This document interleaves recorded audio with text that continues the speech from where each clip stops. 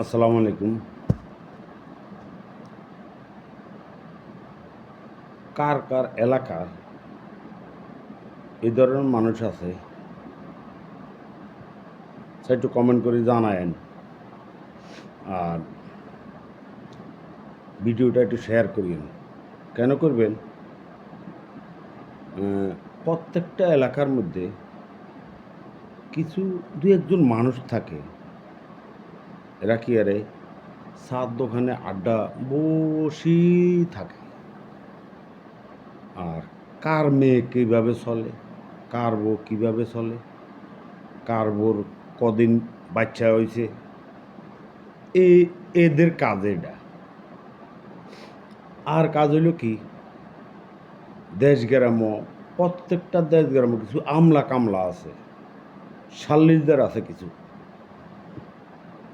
এরা এগিনটোগা কার মাইয়ার কি হয়েছে, কার ঘর মেয়ে কুগ হয়েছে, কার বউ কেরম চলে, কার সংসারক কীভাবে বেজাল লাগান যায়। বিশেষ করে এরা কি আর দেশ গ্রামের শাল্লিশে, দেশ গ্রামের এই জাগা জমি সাল্লিশ কন, পারিবারিক সাল্লিশ কন, এরা কি করে, একজন তুমি টাকা লয়, তুমি আমার টাকা দিবা 2000, তোমার পক্ষে কমু। এবার আরেকজন দ্বিতীয় পক্ষ, তার জন্য তুমি ওই লোকের তো আর একটু বাড়াই লই, কি আরে বেদালটার আরও বাড়াই দেয়, আরও বেদাল লাগাই দেয়। এক নম্বর হইল, অনেক ফ্যামিলি আছে গরিব, অসহায়, মধ্যবিত্ত, কিচ্ছু বুঝে না জাগা জমির সম্বন্ধে। বিশেষ করে এই কাজটা করে মাপ জবের ভিতরে, ওতার ভিতরে ঢুকাই দেয়, মাপে বেদাল করে, এটার তো টাকা খায়, ও তার বিরুদ্ধে কর। এদের কাজ এরকম। এই ধরনের এক মানুষ আছে। আর প্রত্যেকটা দেশ গ্রামও এই ধরনের একজন মুরব্বী, এক দুইজন মুরব্বী থাকে। কার মাইয়া কীভাবে চলে, কার মেয়ের বিয়ার খোঁজ কখন যাইব, কার সংসারে আগুন লাগাইব, এদের কাজ এরকম। ওদেরকে বেতন দিবেন, আমি চিন্তা করছি ওদেরকে একটু বেতন দিব।